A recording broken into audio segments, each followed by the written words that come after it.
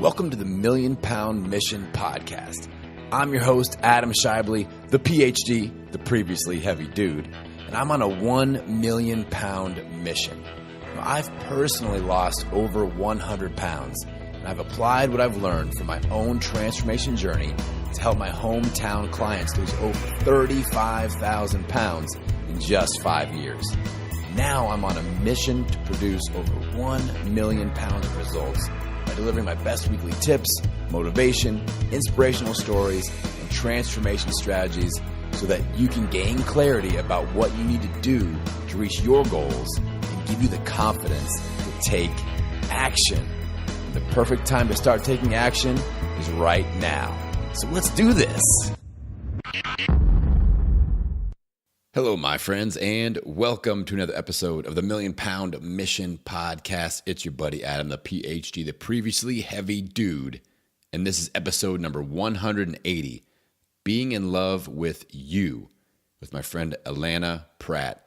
Now, we hear it all the time, right? If you can't be in love with yourself, how in the world can you truly and fully love anyone else? And we all do our share of negative self-talk and self-body image shaming. So how in the world are we going to take some time to actually reverse this and, just spend a little bit of time thinking about how can we start to love ourselves and improve that self-image, all right? So to help us figure out how to do this, I'm bringing in my friend Allana Pratt. Now, Allana is an intimacy expert that inspires open-hearted living with delicious sass. She's been featured on CBS, TLC, and Fox. She has authored 3 books, and she's the host of the sexy, empowering show, Intimate Conversations Live. Now, in this conversation, Allana and I, we cover a lot, and she really brings the energy. We talk about her own story of hitting rock bottom and reinventing her life, and it is one hell of a reinvention story. Let me tell you that. Very inspiring.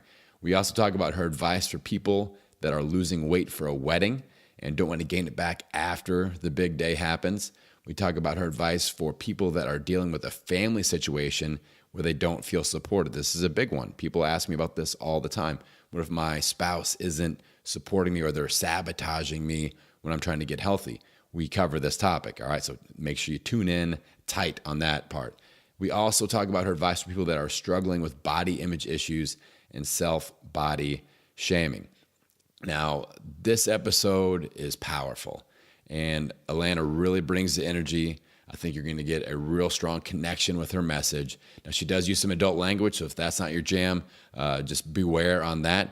But she's real, she's authentic, and I think you're going to get a lot out of this episode. Now, before we jump into the episode, I want to remind you, after the episode, I'm going to tell you all about my brand new Million Pound Mission Transformation Reboot program. If you're somebody that struggles with losing weight, gaining it back, losing weight, gaining it back, you feel frustrated with the whole process, you just don't know what to do next, then this program is ideal for you, my friends. All right, so we'll talk more about that after the show. I'm launching some test groups here in September, but we'll talk about that after the show. Now, without further ado, episode number 180, Being in Love with You, with my friend Allana Pratt. All right, Allana, welcome to the Million Pound Mission Podcast. How are we doing today, my friend? Oh my God, I am so excited to be on the show. I've been wanting to connect with you for so long and just talk radio voice to radio voice. Yes. Yes, we're going to light up the airwaves here with our professional speaking skills and our energy. You're somebody that just, every time I see you, you're just lit up. You are positive. You bring a lot of positivity to the room. So I'm excited to bring that to the podcast. So I think it's going to be a great combo. Thank you. All right. It's kind of cool that you say that. First, it's just flattering and lovely.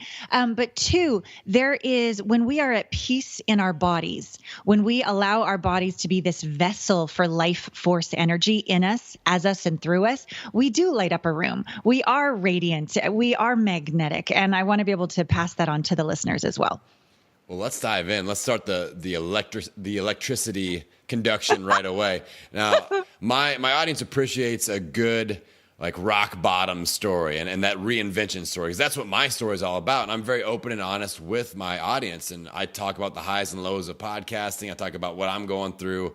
So I feel like they like it real. They like to hear what, these people that, guests are sometimes put up as, you're an expert in a field, you're a celebrity in a field, but people like to know that you go through real rock bottom moments just like we do. So talk about your kind of reinvention story of where you hit rock bottom and you started to have this comeback story to where you're at now.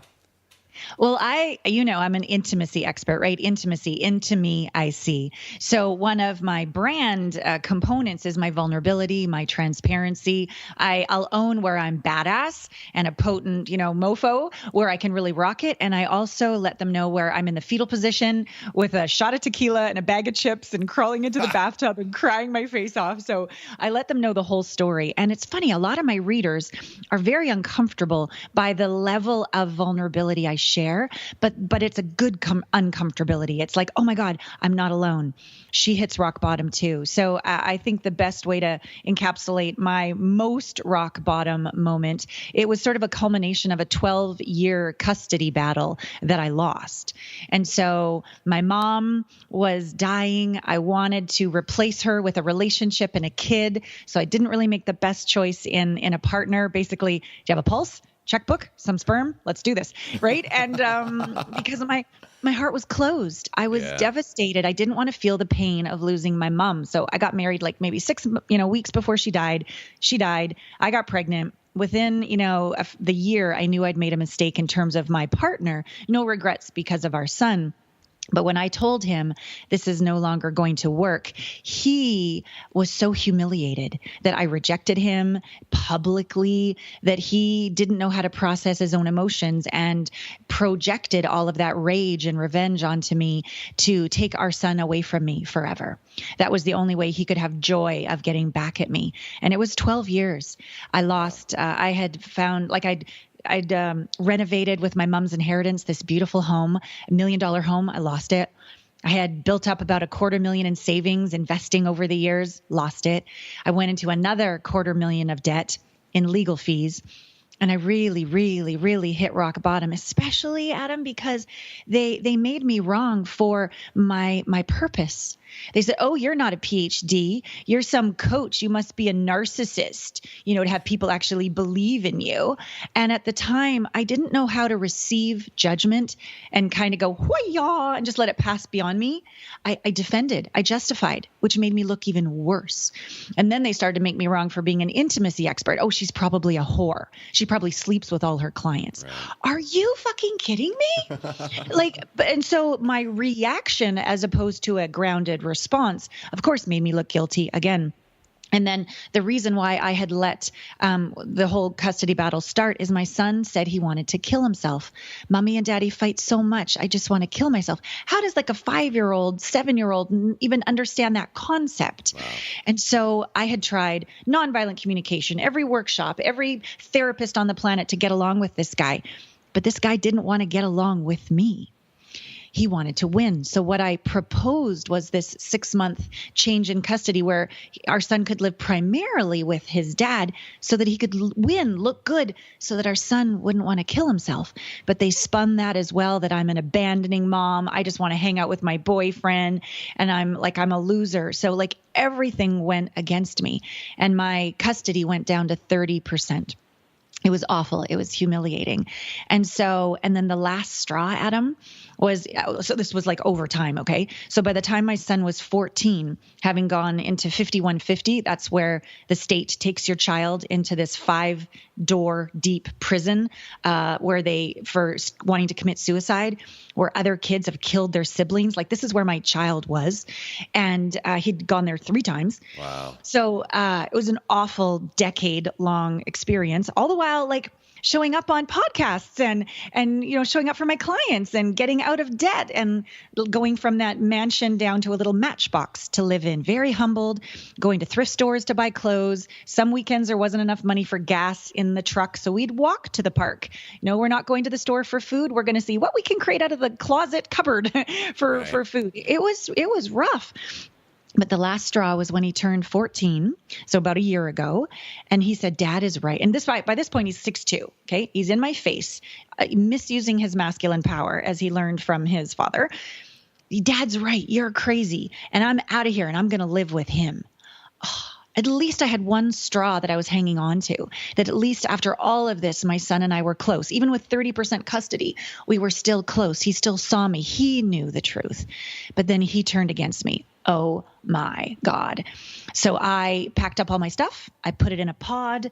I went out to this cabin in the middle of fucking nowhere. And I sat on that couch for a whole month. I mean, I functioned. I talked to the clients that I had, but I didn't close any new clients. I just sat there and I cried. I sat with Mother Nature and I cried. And the gift, Adam, was that I was still, even with my son, attached to what people thought about me. I was still seeking approval. I was still seeking safety on the outside, and there was nowhere else to turn but inside. So I learned how to have true oneness, grace, presence, and communion with Source as the only thing left to fall back on. And that wounded little Allana on the inside, hey, sweet thing, you did your best. And I love you, even if you lost, even if everyone's turned against you. I love you.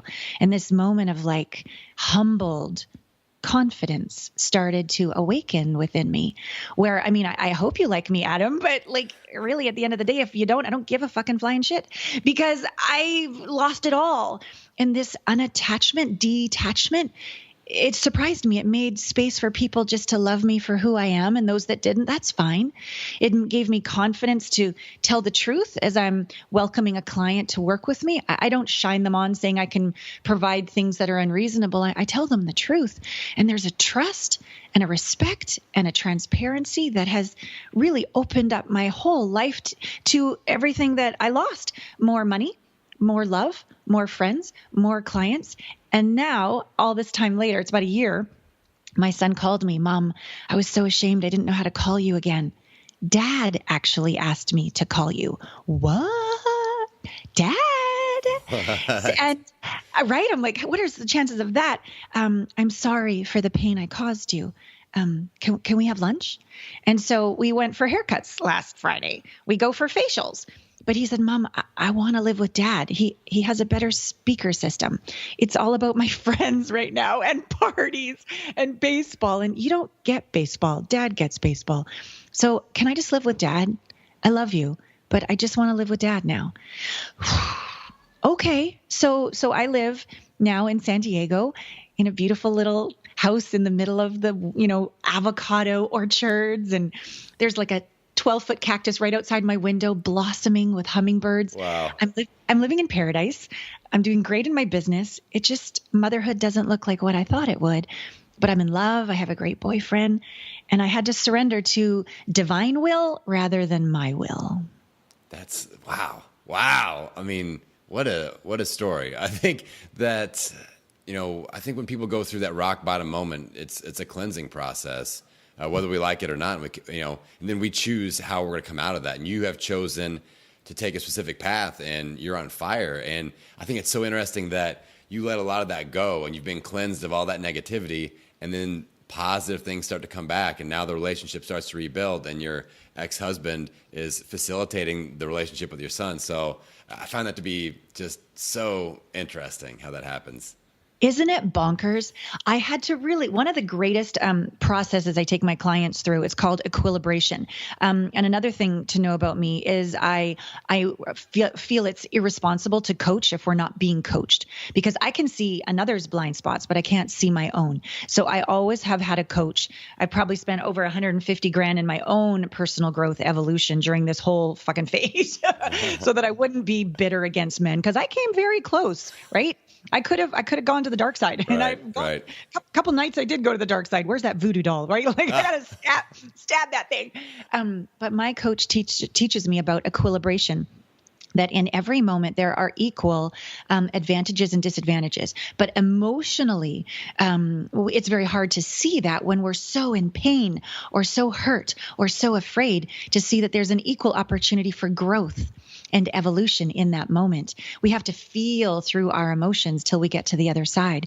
But I remember one time when my son's father told the school, this is like in the last year, that he doesn't have a mother, or the mother he has is not his anymore. And she has a restraining order against her. And if she comes on campus, arrest her. I'm like, are you fucking kidding me? So I had to go to the school and show them the legal documents. And I'm choosing not to exercise my 50% legal custody or 30% physical custody, but I'd like to be on the emails. Well, I called him what did I call him? Like a really, really awful word, like a fucking like lying, conniving fuckhead. Or so I called him something really awful.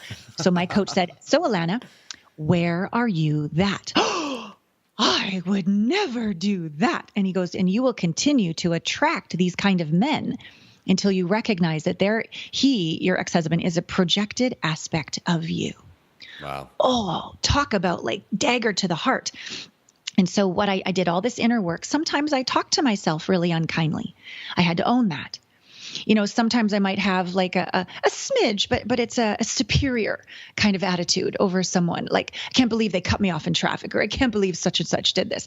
It's like an arrogance that I had to really own.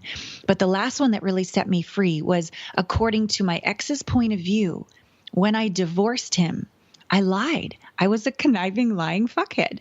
I married him to not have to feel the pain of my mother's death, and then I ditched him, according to his point of view. And then I lied. I said I'd be married forever, and I didn't. So when I could finally own from his point of view, I was as evil as I thought he was. Right. That to me is true forgiveness, when we can really own it in ourselves. I mean, it doesn't condone what he did. I'm still glad I divorced him, but I'm peaceful. And isn't it interesting, when I did that, he told our son, you should call your mom. It's been a while. It's her birthday. Wow. You didn't call her at Christmas. You didn't call her at New Year's. Call her for her birthday. So to me, that shows that everything's energy. And as we move into maybe more stories about like the body and how we can love our body's energy. People are energy. Our thoughts are energy. That if we are going to be talking to our bodies with such unkindness and expect them to flow and feel great and, release weight and be radiant and sexy, we're lunatics and insane if we think that's going to happen if we speak unkindly to them. Yeah. Yeah. So that's a great lead in. Your whole story. I know that you're an expert in relationships. You're an expert in how we think about ourselves, how we think about others, and that relationship, that connectedness in between.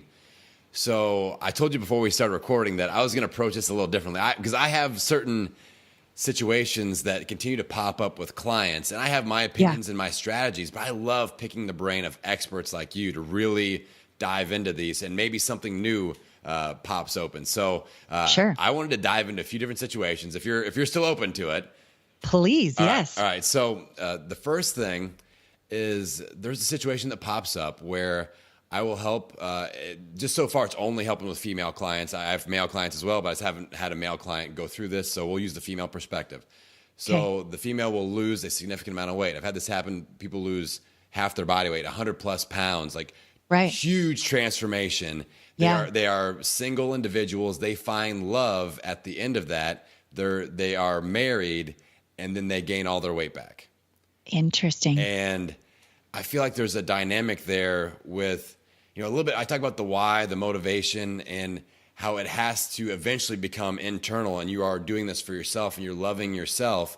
And it's not after, achieving that, like, I have to find someone else to love me. So I feel like that's the dynamic we're dealing with. So I want to get your thoughts on what's happening here and how we can maybe just get our minds right if we are going through that transformation where we're not only finding our health, but we're finding love as well at the same time, and how we can set ourselves up to succeed long term. Such a great question. I'm in alignment with what your point of view about it. When we make money, lose weight, do whatever we're going to do for that external validation, appreciation, safety, security, if we are, like I said, I was still wanting my son to love me and approve of me, then I'd be good enough, right? That's in parentheses. Then I'd be good enough, right? So if like they have 90%, even 95% of the reason they're losing weight is for themselves, but I call it the sliver. It's the sliver. Like, I have very high level clients who've done a whole pile of work. I would even say 99%, but that last 1% is the big kahuna for you to actually reach, we could call it consciousness, enlightenment, truly freedom of choice, no longer giving our power away to anyone else for anything. Okay. Not we're going for perfection, but like our truest spiritual evolution. So let's say your clients, 95% of it was for myself and I love my body. And then there he is, or she is, but there in this case, there he is. And now he loves me. And now I even got him to marry me. I'm definitely good enough, even if it's subconscious, that sliver, that last little bit. And then something happens when now, I relax because it was still externally driven on some tiny little sliver amount that now that he loves me, I can go back to these old habits. Well, the good news is the sliver has shown itself. Now it's time for phase 2, or the deeper level of transformation, that last little bit, because it's still a bit of a test. Well, do you love me if I gain 10? How about 20? Right. Do you still love me if I gain 50? Oh, how about 100? See, I knew you didn't. See, and then it goes all the way back to that core belief, I'm not good enough. No one will ever love me, whatever's going on there. So if they could own there's a sliver going on. And if they could own that this is the next level of transformation, that they're not quite through the biggest gift that this is, just like I would say, I got through 95% of the court battle, but I still had my son. He was the last sliver. Right. So there's this next level of work to do. And when people are at this level, it takes the greatest humility to admit, oh my God, look how great I've done. Look how amazing I am. Look what I've accomplished. But there's still the sliver. It takes courage, not strength. Strength to me is like will, like our will over divine will. It's like 10 more push-ups. We can push. Courage is la cour, the heart. It's actually the opposite. It's surrender. It's letting go. It's like complete humility. Okay, help me now. Please help me, right? And being able to have a coach who does not judge, who is unconditionally loving, who's been there, who is literally the vibrational entrainment and resonance of having gone through that last sliver. Sometimes it's just being gotten at that level of understanding and being held to the fire and not skirting away long enough that allows them to do that next level of deeper work. And I think what's beautiful about us being on each other's podcasts, but also being coaches, like if I've got a client that's dealing with body issues, I'm going to send them to you because I'm good, but you're a master. And if you've got someone that's at this sliver place, you're good, but this is my mastery in this level. And we can always just support clients as many coaches. I mean, I have a business coach, a spiritual coach, and a health coach. I do, because I'm a piece of work. I need help. And sometimes I'll just go down and just have the one spiritual coach. But like if I require more, why am I doing this? For my clients. It's always passing through to better results for my clients. And as we get larger and larger, I sort of see it like an hourglass or like a tree, deeper roots, higher shoots. A lot of people that are flash in the night success stories is because they weren't willing to be humble enough, responsible enough to put the deeper roots to hold the higher shoots. And it's science. You can't maintain it unless you do that deeper work as well. That's the perfect answer. I knew that you were going to drop some deep insight on this. So as a follow-up, let's even take like the coach-client relationship out of it. Let's say this is happening to somebody that we care about, or a friend, a relative, and we see this happening. Amazing transformation. They find someone that they love. They get married. They start to slide backwards. How do we approach the situation, gently and respectfully, but let them know, like, just the advice that you've just delivered of, we need to have a conversation that you need to seek help on this sliver situation. So how do we approach that? If we see it happening, it's, the train wreck is right there. How do we not just watch? How do we get in there and help stop it? It's a really interesting question because I refuse to give unsolicited advice. I refuse. That says, I know more than you do, and I'm arrogant, and I'm superior, and you're bad and wrong, and I know all that. It's like it can destroy a family relationship, a marriage, faster than anything to go fix somebody. Think about it. If we are fixing somebody, the presupposition of that is they're wrong. We're judging them. We're not in allowance. We're not in detachment. We are attached. Right. We are attached to them not having a train wreck. There is nothing, I mean, as a parent, okay, so Gabriel's 5 years old and he can't tie his friggin' shoelaces. And I want to just tie his shoelaces so we can get to school on time, right? And I just do it for him. But if I kept doing it for him, he's 15 and he can't tie his shoelaces. There's a capacity for me to go, okay, I'm unattached. And I'm just going to hold space. And he's like, I don't want to tie them. I hate you, mommy. And I could just, again, fix it. Or I could just burn, sit in that fire. I know you can do it. I believe in you. Take your time. It's okay. It's okay if we're late. Just let it go. Let's just focus. Like there's a space holder where you don't judge and you're not attached. and you allow the train wreck. And now as a mother at 15, he's like starting to have sex. My God, poor child. The whole internet knows. But I'm like, and what did we talk about? Safe sex. And I took you shopping for condoms. And while I would wish you would wait a little longer, I honor your choice. And these are his choices. If he decides not to use a condom and he gets an STD, or he gets AIDS, or he gets somebody pregnant, I can't control the train wreck. I can't. One of the gifts of my best friend dying when I was 16 was I can't control life. I can't control what people are going to do.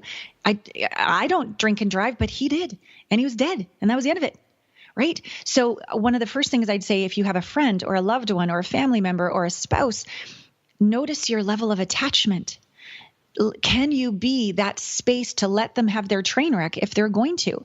Has it been stated as a deal breaker in your marriage? We talk about train wrecks before they happen. We have permission to talk about these uncomfortable topics because we love each other and we're in this for the greater good of each other. But that's a deal you need to put into place first as opposed to later, right? And then bring it up, because all they're going to do is get defensive, justify. It's going to create separation.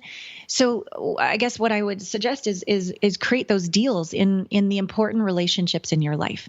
I want to be able to say my truth because I love you and I don't want to fix you because I care about you, and I want you to be able to live your own life.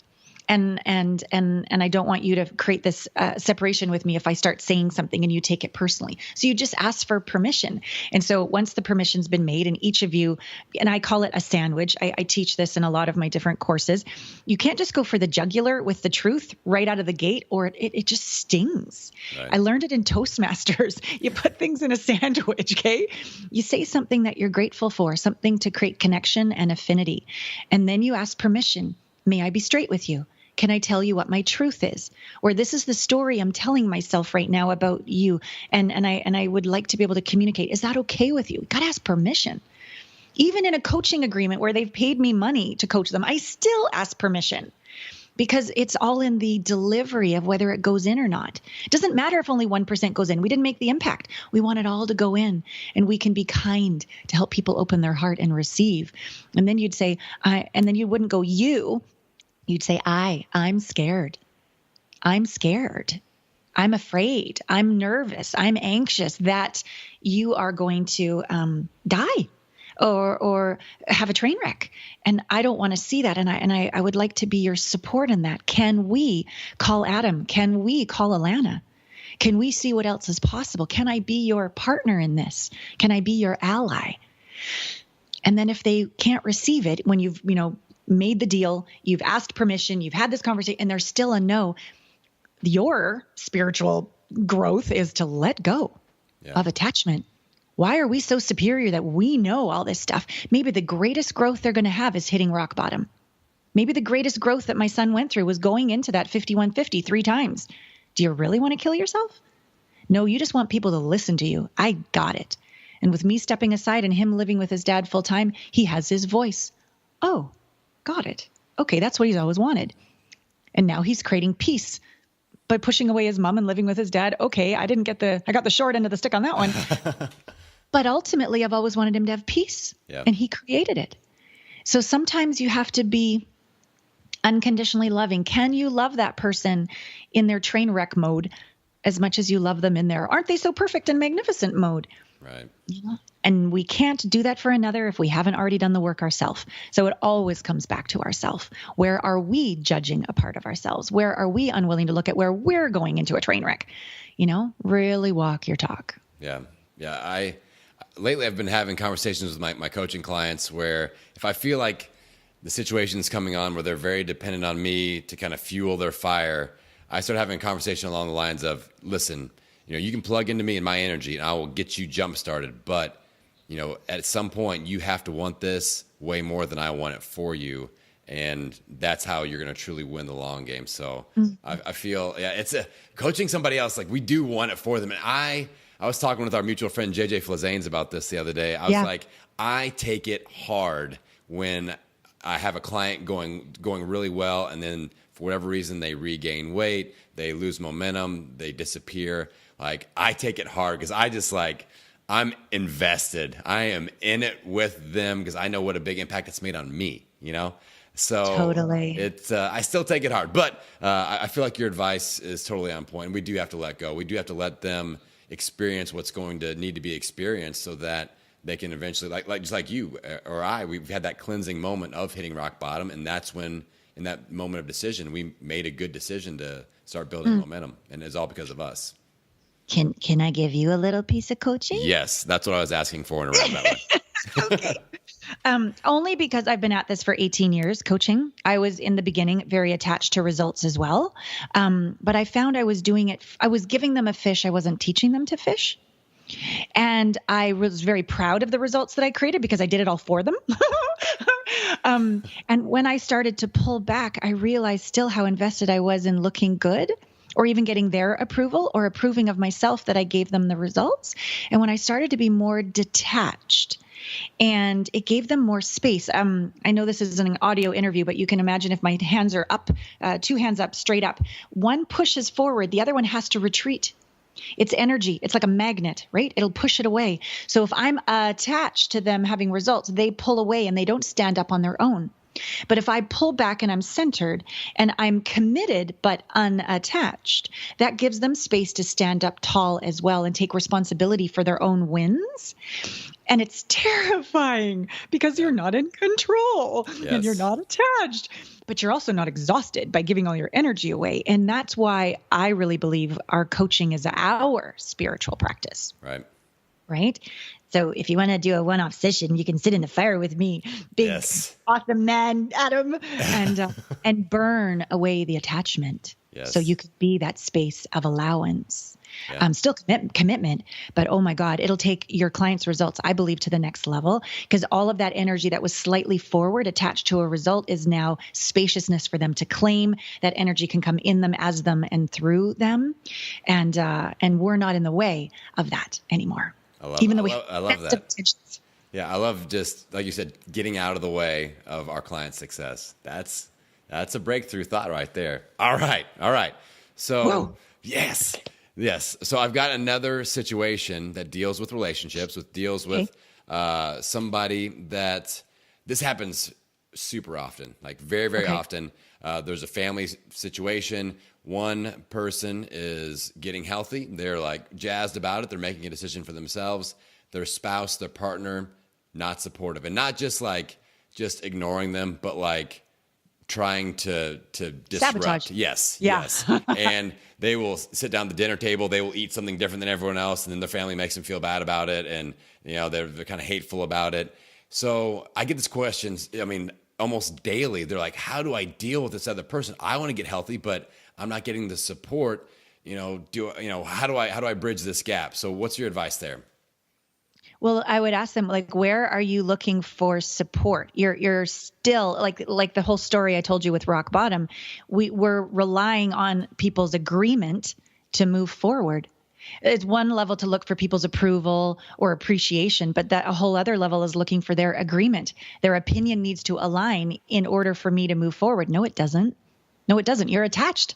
You're attached to them agreeing with you. You're attached to them being nice to you. You're attached to them having kind thoughts. You're the biggest inspiration trigger of where they're not taking care of themselves. They hate you and love you, but they hate you. And that, can we be okay being disliked?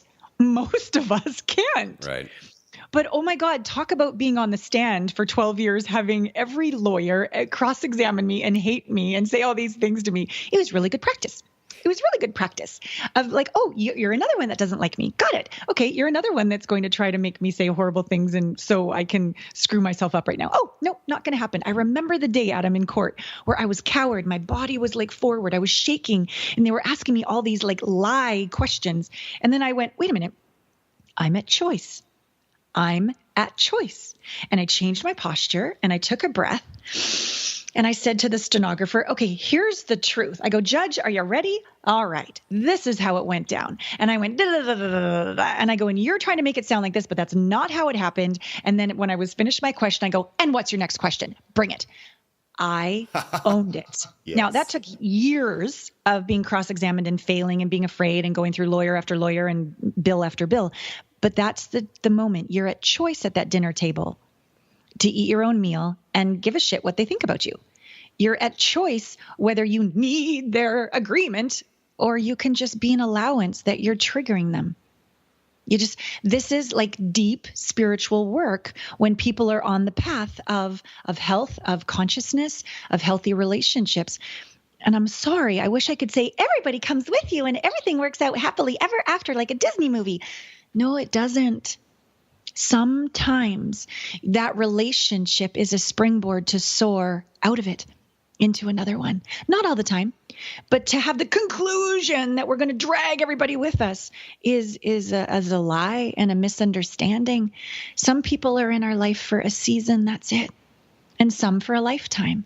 And it's heartbreaking, but it's part of each of our own spiritual evolution. And if we can be unattached, we can still choose to stay married. We can still choose to have a great relationship with our family. We can still make all these choices. But here's like, as a coach, when I was giving you that little coaching a minute ago, we can still choose our clients have these results. But at the end of the day, for the greatest results for all, we must let go.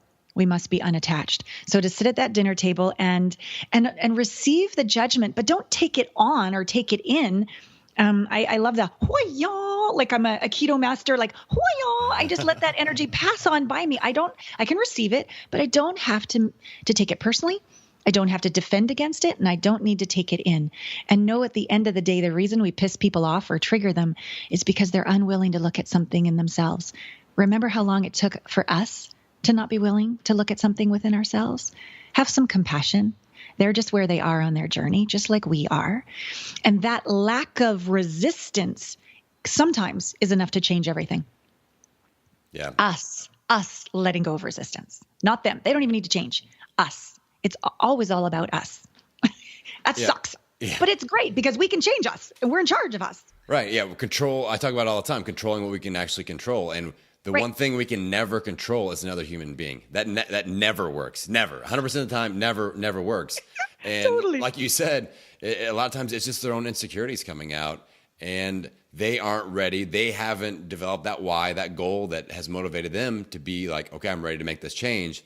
And they see someone else doing it, whether it's a spouse, a friend, and then that little bit of jealousy in their own head game starts and they're dealing with that. And that isn't ours to control, just like you said. And I love just that separation and taking ownership of our own situation and choosing to move forward in line with what we feel like we need to do.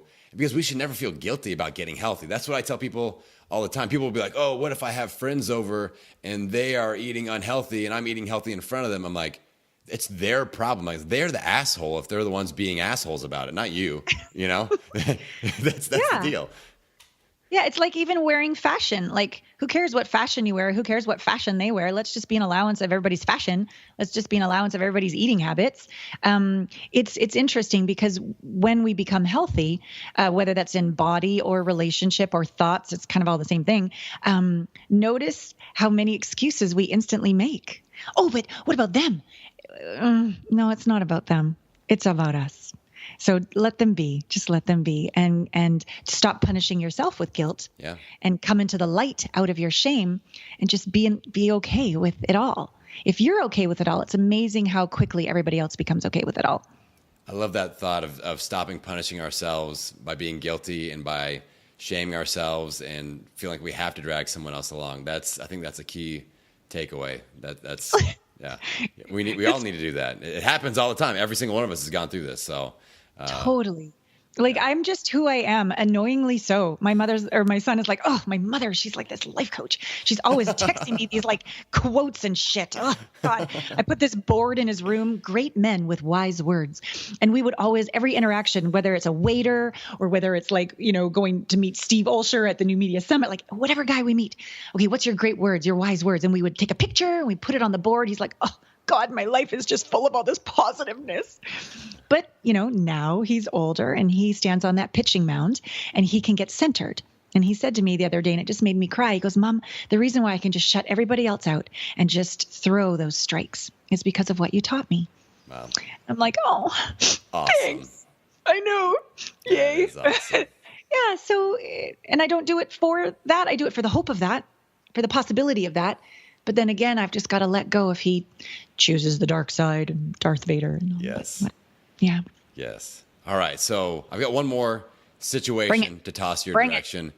And this is kind of I feel like the deepest one where you can really provide some insight. Now, a lot of my clients, and myself included, like you go through a major body transformation. Like I've lost over 120 pounds. Your body leaves you reminders of that. Right. And, I've got stretch marks. I've got, loose skin in certain areas. I tore my pectoral muscle 2 years ago. I've got a big hole in my chest. Like when I go out at a swimming pool, I look like I've been through a few battles, but people really deal with, especially if they're out there dating and, they have loose skin that they're dealing with or stretch marks. How is this person going to accept me? I'm in love with this person. I want to be intimate with this person. That fear of rejection. In that moment, we are most exposed and our heart is open. And people, this is an intense situation that so many people have to deal with, that own that body shame versus body love, and how is someone else going to accept me? So what are your thoughts around this? This is where we would be really great tag team coaches, because this is like the deep inner sacred sexual intimate work that I do with people, whether it's like erectile dysfunction or she's getting older and she's not as juicy after menopause, or as you said, like the body changes and the stretch marks. I have stretch marks. I gave birth, right? So there's these, as you said, battle wounds or scars from life. There's a variety of processes I take people through. First one is about cellular memory. Cognitively, if 10 more affirmations would work, we would do that, right? But it's not, it's subconscious. And so I have various processes where once you find the sabotaging belief, the lie, the misunderstanding, processes on a cellular memory that go deeper, that can change that for you and be replaced with something else. I have another process of letting go of anger in a healthy way. Before we were recording with the interview, I call it the theater of redemption. And in life, we're not supposed to feel anger, but anger is potency. It is the capacity to create change. It is the capacity to speak up. Anger used against us, depression. Anger used against another, emasculation or hitting below the belt, not good. But if you just learn to ride the wave of anger, but you can't do that when you've suppressed it for so long. You could be angry at yourself. You could be angry at your body. You could be angry at God. You could be angry at your ex. You could be angry at this person that rejected you because of your wobbly skin. There's a fair amount in the way of us actually using anger for what it's meant to. Speak up, take action, divine action. So I have processes called the theater of redemption, highly politically incorrect, but highly effective to get through that. Next stage would be, I have processes about little you, as if little Adam lived inside the back chamber of your heart. Well, you can replace little you with your body. If we're not at peace with the wobbly skin, the lack of the pectoral muscle, the stretch marks, there's no fucking hope in hell anyone ever will. End of story. I have people that have had STDs and the shame, but that shame gets projected. No one's really out there, Adam. It's all light. It's just a projection of who we are. So that self-shame, self-punishment some people come to me and they're like, so we got to the sex moment and they didn't just leave the room when I told them, they ran out of the room. And I go, great, because that's how far you're running from your STD. It's time to befriend your STD, right? So we need to befriend this horrible thing we think about ourselves. So that's like stage 3. Stage 4, I take them through. This is sort of like a home study program I've developed over 20 years. These are like the processes. Step 4, there's a process to navigating intense emotions. For us to stay present when our body's being flooded with, fight or flight or freeze. And we've got 5 seconds from our prefrontal cortex to our reptilian brain. 5 seconds from when, oh my God, I'm naked in front of them. They're seeing my wobbly skin. 5 seconds to go from staying present to going back to fight or flight or freeze. And the fight or flight or freeze not only surges our body with cortisol, which creates more muffin top, and that's the opposite of what we're going for, but it also disconnects us from our intelligence, from God, and our intuition and our capacity to navigate an intense, intimate, raw, vulnerable moment with another. So we're fucked. So we need to literally learn to reprogram our central nervous system and our hormone receptors to lean in to intensity. And one of the things from Mel Robbins, a very quick little tip, 5, 4, 3, 2, 1, tells your prefrontal cortex, what, I'm paying attention, what? So if you say that, it'll help you stay present. So that I do like a 30-minute process for navigating intense emotions. Next phase, we can't wait for another to love us. We can't wait for another to have pleasure. We can't wait. So I have this process called making love with the universe. Universe, have your way with me. And I'm going to penetrate the universe with my light. So you start to allow energy in and energy out. And you don't just hold it all bottled up and wait for that intimate moment in order to be free and fluid and loving and delicious and alive and radiant and potent in your life. It's got to be a 24-hour experience. We have to learn that sexual energy isn't just bow chicka bow bow time.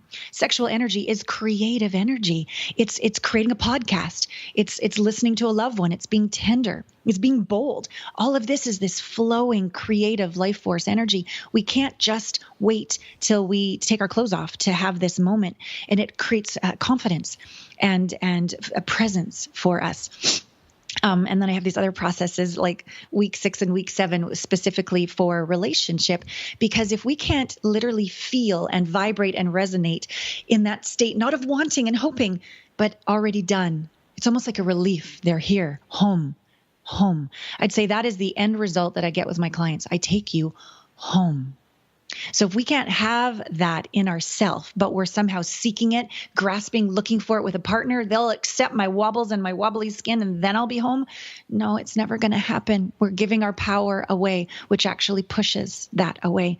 So if you can have the experience of home, of what it feels like for a partner to go, oh, you have an STD? Oh, so do I. When did you get yours? Are you fucking kidding me? Like, that's what happens to my clients after they come to peace with it.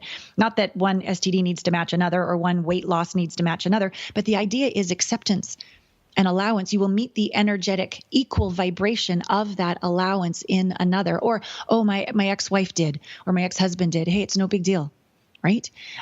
When you can be that accepting of self all the way through to home.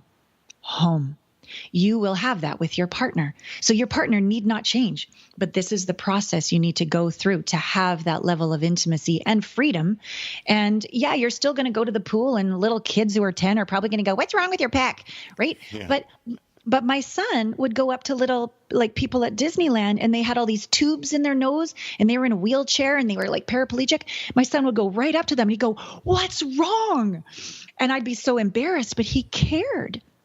And this little kid in the wheelchair would say, well, I have cerebral palsy and I can't breathe okay, can I help you? Like, it was this beautiful, beautiful moment. He cares. So remembering that if somebody quote unquote judges you, it's their own discomfort, or they really just care. Like, literally, what happened with your pec? Oh, you hurt yourself. Got it. Is it okay now? Like, we don't have to assume that it's malicious, cruel judgment. It could just be curiosity. Right. But not if we're judging ourselves. We can only hear the judgment in ourselves in another. You just reminded me of a podcast interview that a similar story just popped up. It fits this what we're talking about, this topic. Andrew Frisella, big podcaster, he was talking about how he was attacked when he was younger and stabbed multiple times with a knife, and his face was disfigured, like stabbed, and like his face was unrecognizable. All right. Oh my word! And swollen up knife wounds, like just looked unrecognizable. And he's feeling sorry for himself. And he's in the grocery store and he's pushing his cart down. And you know how we all do? We run into somebody else, right? And the person that he runs into, he looks up and it's somebody that was in sort of like a fire, or like they were burned head to toe, just unrecognizable. And he said that person looked at him and goes, wow, what the fuck happened to you? And he said, and then they both just had a laugh and they talked about their own situation. So in that moment, being vulnerable and just accepting who you are and being open and, accepting anything that anybody else says as, okay, that's their opinion, that's their thought. But what matters most is that I'm cool with me and how I look and how this body operates. I feel like that's just a huge place. It's a very important place to get to. Yes. And every day that we don't get there is a day that we can pretty much guarantee some level of suffering. So to me, there's no greater priority. because it's the root of every experience we have personally and professionally, if we can get to that home inside. I love how you call it home too. That's awesome. That is awesome. So I could go another 45 minutes here, but I want to be respectful of your time. This has been so good so far. I knew that you would add that little extra bit of insight and expertise to these situations that I deal with so frequently. So this is high value. Now, I know that you've got so many great courses and things that people can plug into. How do people follow you? How do people connect to you and get plugged into some of the things that you've mentioned as we've been talking here for the last 45 minutes or so? Thank you, Adam. So ladies, if you go to my website, allanapratt.com, I have a complimentary training called Vulnerability is the New Sexy. And I think you'll really enjoy how putting down the walls, opening your heart, lets that radiance out, that energy out, and brings forth it really awakens the nobility in a man. So that's for ladies. For men, gethertosayyes.com is my men's site. And there's a training there called How to Be a Noble Badass, because women are attracted to the bad boy. But if his heart is not open, it feels like rape. It does. But when the heart is open, it is ravishment and it's hot. So noble, badass. So that's the training for gentlemen. And then I just launched my 4th book called 7 Steps to Manifest Your Beloved While Staying True to Yourself. And it goes through these processes I was going through with every chapter, 7 chapters, 7 steps. So if you go to allanapratt.com/7, the number, steps, chapter 1 is there for you to download absolutely free to see if it's a fit for you. So lots of resources. That's awesome. I can't wait to check that out. And I also notice, I love how you really get specific with males and females. Like if you just go to allanapratt.com, it's like, are you a male? Are you a female? And here's the specific information on how we can start talking. So I feel like that's interesting how you did that. And I thought that's, what was your thought behind that as far as not giving just the broad, relationship tips or whatever? Well, in the beginning, when I started 18 years ago, it was this broad relationship tips because I was learning myself. And as I grew more and I was on the brink of hating men forever, the universe said, Eben Pagan, like the biggest dude out there, Double Your Dating, said, would you be interviewed for men? And of course you say yes, but I'd never, ever talked about men before. So I just made it up out of my ass. But all of a sudden, this apology to men came out of my mouth, that men can't hear us until we get them, acknowledge them, and apologize for when we left our heart and went into our fear-based mind and emasculated them. So it was profound. And so then I went on to coach men. And so that's how the two came to be, that there's a different way I'm uniquely designed to let men know I forgive men. I love men. I believe in you. There is something only men can teach men, but there is something only a woman can awaken, a noble ability within a man. And then with sisters, there's a different conversation to have with women, that I get them. I get what it's like to be taken through court for 12 years. I get what it's like to be abandoned and betrayed. I get what that's like. And until we heal that, we will never feel and be able to receive and attract that deep, intimate love. So I can talk differently. So that's why are you a noble badass? Are you a sexy sister when you go to allanapratt.com? Or gentlemen, you can go straight to the men's site. And I'm grateful to be able to have come to terms with my own inner masculine and feminine. And then be able to coach men and women. I just love people so much. Yeah. And that comes out every time I've heard you talk. That's very evident. You're excited about just helping. And that's why I feel like there's I wanted to have you on my show, because I knew that you could indeed help. Now, one of the ways I like to always end the show, I like to be entertaining, but I like to end with putting people into action. I feel like without that action, then we just wasted 45 minutes of our hot air and energy. So last question for you. Let's say that we've inspired somebody. They've heard what you've had to say, and they're like, I need to do something so that I can get to that centered place, that place of self-love, that place of feeling at home with who I am, what my body looks like, and be excited about who I'm becoming. What's like the first step? If they're just like, I'm ready to go, I just don't know what a good, Allana, just put me in motion. What are you going to say to that person? Well, honestly, I would just bring them into my cocoon. I would say like sign up for a discounted strategy session with me. They're like $97, allanapratt.com/connect. Like, let me just love you, listen to you, and give you like an exclusive plan just for you. So if you've got $100 in your educational fund that you can do that, like, I think that would be the greatest bang for your buck. Otherwise, go and download these first free gifts that I've offered you, because they will come to you every couple of days. You will get loved. You will get steps. You will get processes. You will get tips and trainings. You will get tools for 7 days. And if you like that more, the next step will be self-evident. But I guess the main action, everybody right now, take a breath. And anybody's energy that is not yours, choose to let it go. 2 more breaths. Take a big inhale. Open up the 100 trillion cells inside your body like lotus flowers and go bleh. Let go of any of the dirt on any of those lotus flower petals. Let go of any of the self-judgment or the shame, and just exhale and just wash all those petals clean. And 1 more inhale. Take a samurai sword and cut away any vows, curses, agreements, seeking approval, seeking appreciation, seeking anything, seeking control.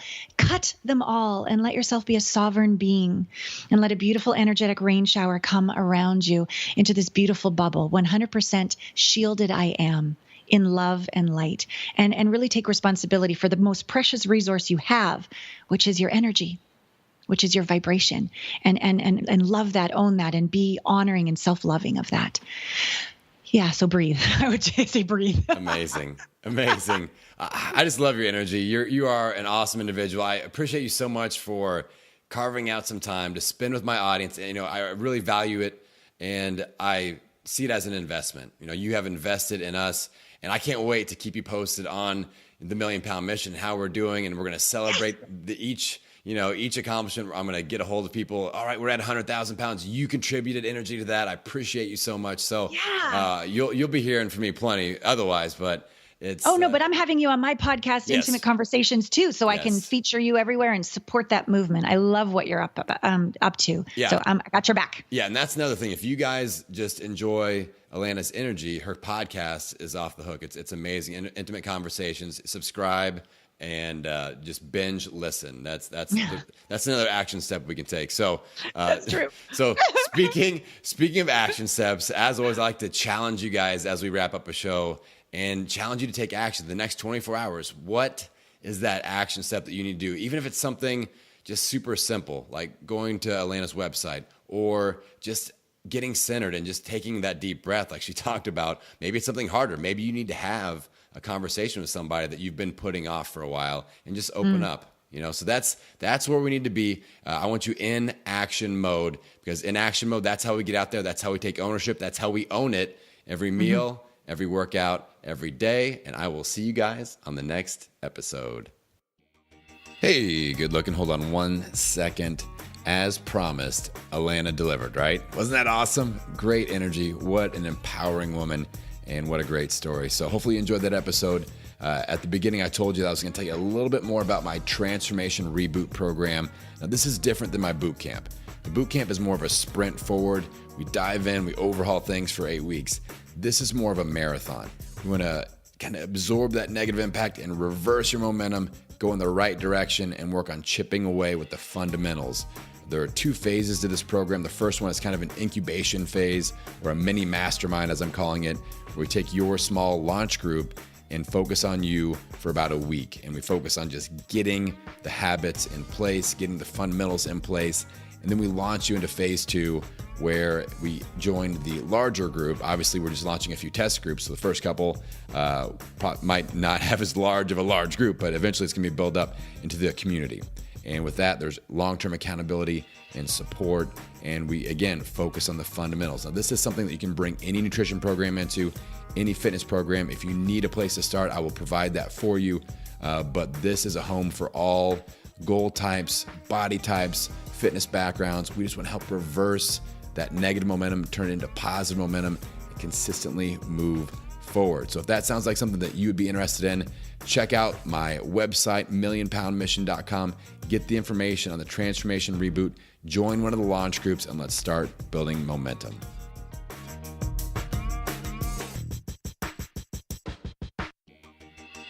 All right, now hold on just 1 second before you take off.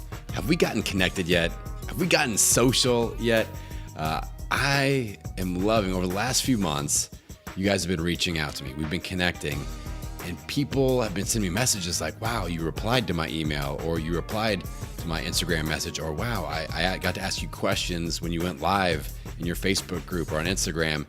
And that's like my main form of compensation right now. As you all know, I'm making like $4 a month from my podcast. So my main form of compensation is connecting with you guys, actually helping you and knowing that my message is connecting. So I want you to hit me up. I want you to follow me on Instagram at Million Pound Mission, or join my free Facebook group by going to defeatthecheat.com and join that rowdy crew. Those are the main two areas that I connect with people on social: Instagram at Million Pound Mission, and my Facebook group, defeatthecheat.com. That just reroutes you to be able to join the Facebook group. But I love to connect. So let's get connected. It's not just you listening, me and your earbuds. It's about going a little bit deeper so I can actually help you out. All right, that's what I'm here to do. And I look forward to connecting, my friends. Talk to you soon.